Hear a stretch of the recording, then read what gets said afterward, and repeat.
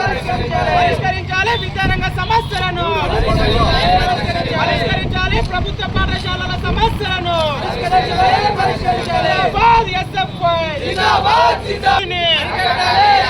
అరికట్టాలి ప్రైవేట్ పాఠశాలల ఫీజుల దోపిడీని, నియమించాలి ప్రజలను, ప్రతి మండలానికి రెగ్యులర్ ఎంఈఓ పోస్టులను, పరిష్కరించాలి ప్రభుత్వం.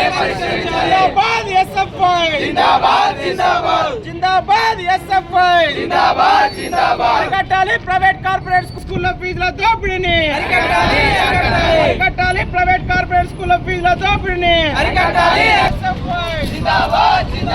పరిష్కరించాలి ప్రభుత్వ ధరను, ఫీజుల నియంత్రణ చట్టాన్ని తీసుకురావాలి, ఫీజుల నియంత్రణ చట్టాన్ని నియమించాలి, రాష్ట్రంలో విద్యాశాఖ మంత్రిని నియమించాలి, రాష్ట్రంలో విద్యాశాఖ మంత్రిని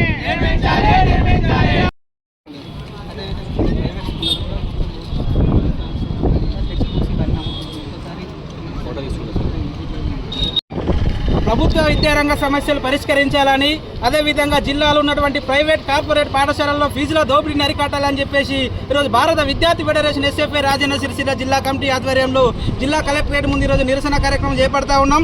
ఎందుకంటే ఇప్పటికే రాష్ట్రంలో విద్యా సంస్థలు ప్రారంభమై ఇప్పటికే వారం 10 రోజులు గడుస్తూ ఉంది.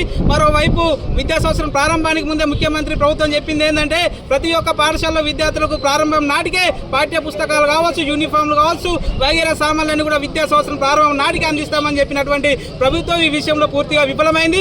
ఇప్పటికే ఎస్ఎఫ్ఐ అనేక పాఠశాలలు మేము సర్వేలు చేస్తే ఏ ఒక్క పాఠశాలలో కూడా పూర్తి స్థాయిలో పాఠ్య పుస్తకాలు అందినటువంటి పరిస్థితి లేదు. యూనిఫామ్లు ఇప్పటి వరకు ఎక్కడ కూడా కొలతలు తీసుకున్నటువంటి పరిస్థితి లేదు. మరి విద్యార్థులు ఏం కావాలని చెప్పేసి ఈ సందర్భంగా అడుగుతా ఉన్నాం. ఓవైపు ప్రభుత్వ విద్యా వ్యవస్థ మొత్తం అతలాకుతలా ఉంటే జిల్లాలో మొత్తం ప్రైవేటు కార్పొరేటు పాఠశాలలు అనేటువంటి ఇష్టరాజ్యాంగం ఈరోజు ఈ జిల్లాలో నడుస్తున్నటువంటి పరిస్థితి ఉంది.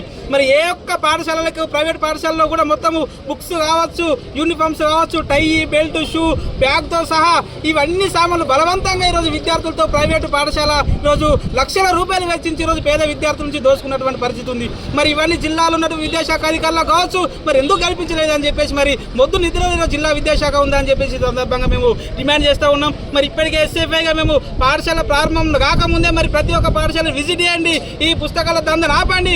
మరి విద్య అనేటువంటిది ఒక హక్కా లేకపోతే వ్యాపారం ఈరోజు ప్రైవేటు కార్పొరేట్ శక్తులకు అని చెప్పేసి మేము అడుగుతా ఉన్నాం. మరి విద్యను ఈరోజు చదువుకునే పరిస్థితి నుంచి చదువును కొనుక్కునే పరిస్థితికి ఈరోజు ఈ పాఠశాలను ప్రైవేటు కార్పొరేట్ తీసుకొస్తుంది కాబట్టి వాటిని నియంత్రించాల్సినటువంటి అవసరం ఉంది.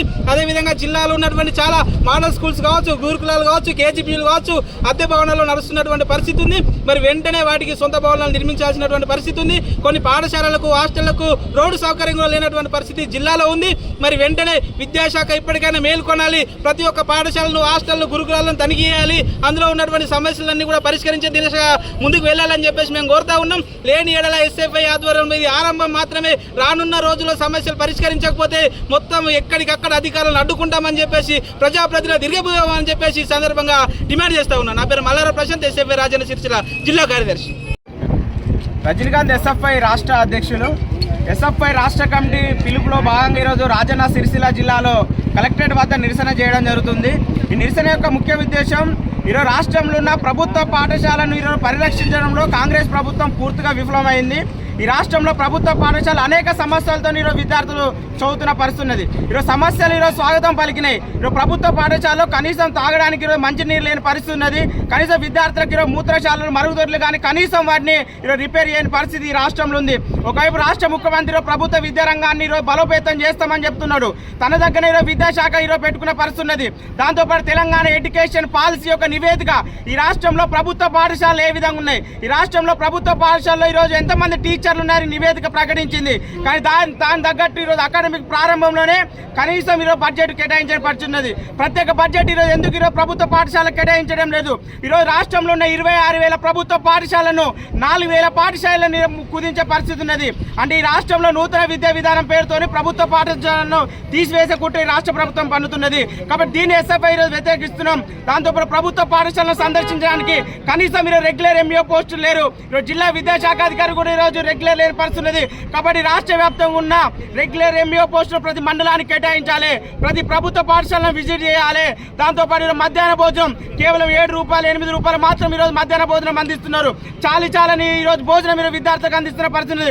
ఒకవైపు బ్రేక్ఫాస్ట్ అందిస్తామని చెప్తున్నారు, ఒకరు మధ్యాహ్న భోజనం మంచి పౌష్టికరమైన భోజనం అందిస్తామని చెప్తున్నారు. కానీ ఎక్కడ కూడా దీనికి ప్రత్యేక బడ్జెట్ కేటాయించలేని పరిస్థితి. రాష్ట్ర ముఖ్యమంత్రి ఏదో మాటలతో పూట కడుతున్న పరిస్థితి ఉన్నది. కాబట్టి ప్రభుత్వ పాఠశాలలో విద్యార్థులకు పౌష్టికాహారమైన భోజనం అందించాలని ఎస్ఎఫ్ఐ డిమాండ్ చేస్తున్నది. అదేవిధంగా ఈ రాష్ట్రంలో ఈరోజు పుట్టగొడుగుల ప్రైవేట్ పాఠశాలలు వెలుస్తున్న పరిస్థితి ఉన్నది. ప్రైవేట్ పాఠశాలలో కనీసం ఈ రోజు ఫీజుల నియంత్రణ చట్టం తీసుకురాలని పరిస్థితి ఉన్నది. ఎడ్యుకేషన్ పాలసీ చేసింది.